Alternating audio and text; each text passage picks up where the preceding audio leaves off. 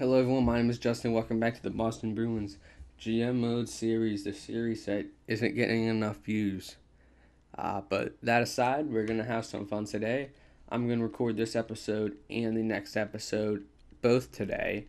So any feedback, which there usually isn't, but any feedback on this episode will not be seen before I record the next episode. Just a warning.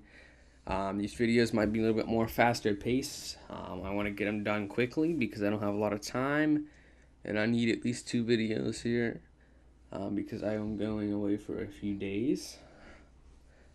Trout season starting up here, and that's what I'm going to be doing. So we're in the playoffs here. This is year 8 or 7. I count every episode, it seems, and then I forget. We've been pretty much an awful GM here in Boston, but we're looking for redemption here. It's more like a second chance. We're trying to reprove that we can do this. Well, we're trying to prove that we can do this here. So first we face the Toronto Maple Leafs. We have been blessed with a not so good Eastern Conference. At least the first 2 teams we're facing. The Maple Leafs didn't have the best record. Neither do the Red Wings. So, we won the first game, lost the second one, but then we just came alive, won 3 straight. We're kind of on a roll here, and we're hoping to continue that roll against the Detroit Red Wings, who were 42, 34, and 6, so we got home ice. Let's take a look at Detroit's lines really quickly, hoping to get a win here, prove to the fans we can go deep into the playoffs, even if we don't win this year.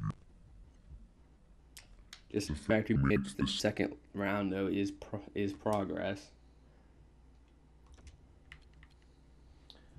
So their first line, Iverson, 38th overall. That's interesting. And 82 on their first line. That kind of gives concern. He did get 57 points. With Larkin and Nyquist. Sniper 2-8. Sniper, interesting. Anthony Mantha really didn't seem to grow. He seemed to stay at 85. Fenberg and Svechnikov didn't really grow either. They're not doing a good job developing their prospects here in Detroit, but a sniper, playmaker sniper. Griffith, a 79 overall. That's not good. But then they got freaking Athawensu. So down the middle, they're pretty stout. And then Ferland. So grinder, 2-way sniper. That's an interesting combination. Then we got Dembski, a sniper as well. Abelgator and Bertuzzi. So a lot of their prospects have not developed. They have a lot of snipers. Got 6 snipers on their team. So their offense, honestly, doesn't look that great. DeKaiser and Machenko. More like a second pairing here. Then more like a third pairing here.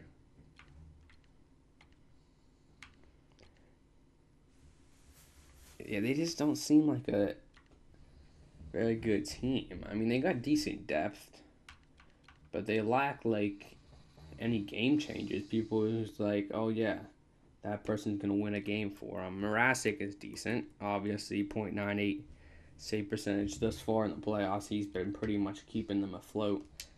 But on paper, I'm not scared of them. We have to see what they do, though. Hopefully we can jump out of the gate and get a win. We're not going to mess around. We're going to get right into the simulation here.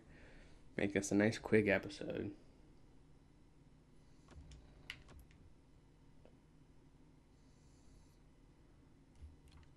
First period. Alexander Fenberg gets a goal on Gillies. Second period, Connolly gets one, but so does Mantha. Not the start that I was hoping for. I just said how bad they are, and they're completely outshooting us. They're just going to step up on our team and tie this game.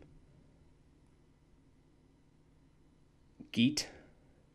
Is Geet injured? I think someone got injured last episode. I'm not sure. I did forget to see if Detroit... Well, glad to see our team stepped up here. Mrazek continues to be a beast. I believe someone got injured last episode. My memory isn't always right, but let me just check that real quick. I didn't check. No Geets in there. Okay, maybe we don't. Dolan. Or no, is Dolan just our crying out loud? I'll look. No, we don't have any injuries. Okay. I forgot to see if Detroit had any injuries. But I guess we'll find out soon enough. If someone comes back and wreaks havoc on us. Okay, we need a bounce back game in front of our home fans. Let's take the lead early in the first period. Oh my gosh, freaking Svechnikov. Yeah, the same score as last episode. Or last game. This feels like one of the series where we should... There we go, Geet. Yeah, oh my god, freaking out. I thought we scored for a second. Someone step up. There we go, Backstrom. Now we need the lead. Power play.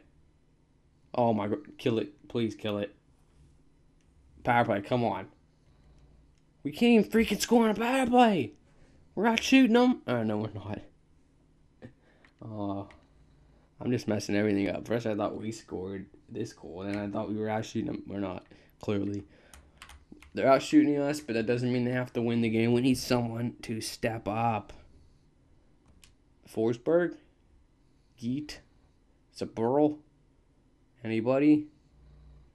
We can't let them get a 2-0 lead. Someone freaking score, please. Yes! Silversberg. The acquisition. Or no, did I sign him or trade for him? This is a problem. I can never remember things. Heinen from Kulisar. I signed him. So what a signing. Geet from Forsberg and Backstrom. Backstrom from Geet and Forsberg. Silversberg from Malkin and Lacerte. That line has been on fire. Okay, they won in Boston. That means we have to win in Detroit. Let's just do it now. Take the lead in the series. Keeping the lines the same. No reason not to. Problem is we can't seem to get the first goal against these guys. We got tied up. We just can't seem to outshoot them either. Who's gonna step up? Spoil their home game. Power play. We've yet to score in the power play. I might have to juggle that. Forsberg, Geet, Backstrom, Lacerte, somebody, anyone. Another overtime game. Another nerve-wracking game for the Boston Bruins fans. Step up, just like you did last game. Power play. Yes! Forsberg, I called on him. And he stepped up. He is supposed to be our goal scorer. He didn't have the best regular season, but DeBrusk and Zaburl. Okay, we can't... it's not like we got that win. It's like, okay, we can just kind of cool down. I mean, this next game is even more important, really. This next game's the difference between having a tied series again and having a good stranglehold. If we're going to prove to other teams in the league that we're a cup contender and that we're a dangerous team, then we're going to have to be able to win games like this. Freaking Seth Griffith, really? Okay. We have yet to... We just can't score early against... There we go, Gergensons. We've been like the third period warriors. You can't seem to score early power play. 5-1 freaking 3 score. Oh, power play sucks. I'll have to take a look at the percentage after this. Someone step up.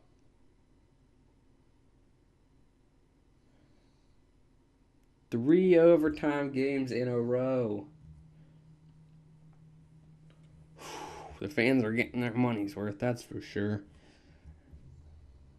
Let's just go into it. Come on, we won the last two. Someone step up. We are a clutch team. Power play. Are you kidding me? No. No. Someone score, Boston. Come on. Come on. 3-1 series lead.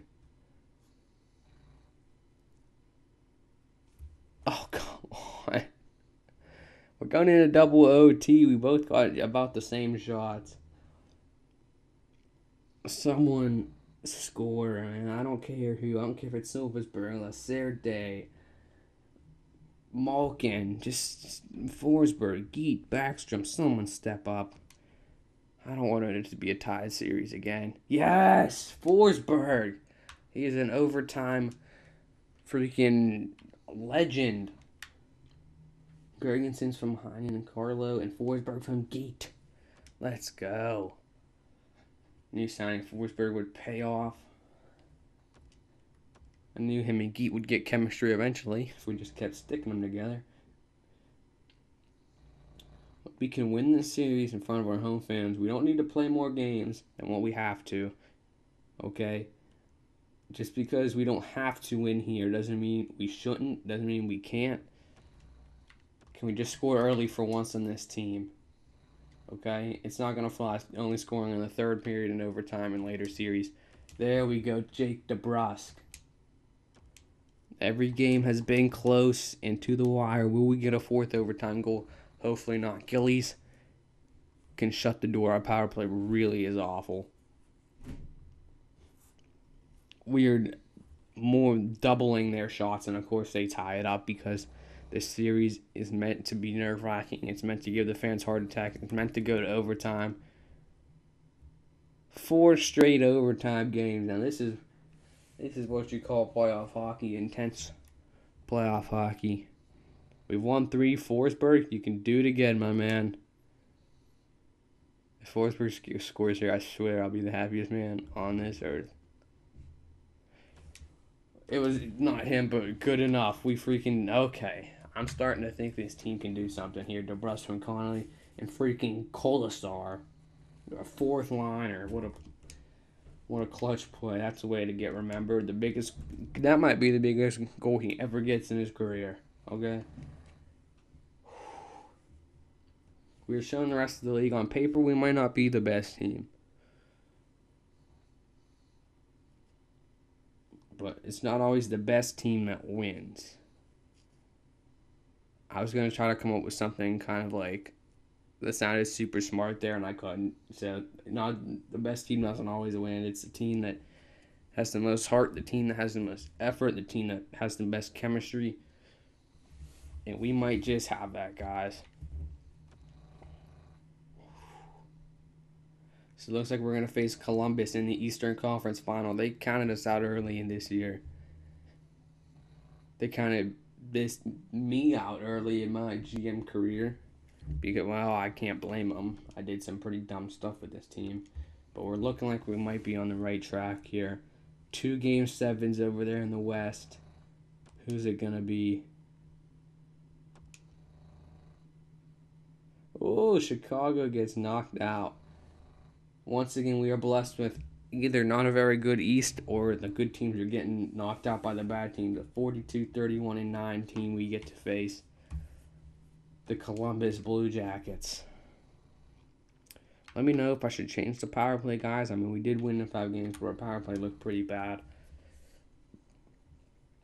I will show you. Let's look at team stats really quickly, and then player stats. Then we'll call it an episode.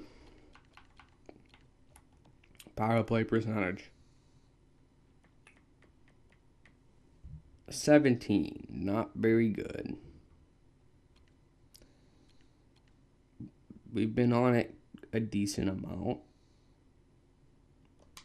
So that might need to change. But we're winning games. Do we change anything? You know what they say, if you're winning, don't change a thing. So let's just take a look here at the stats here for our forwards. Forsberg really came alive. This first line is doing pretty decent. Malkin as well. Lacerda kind of drifted in that second series, but hopefully he'll get back to it. DeBrusk and Connolly, they got a few points.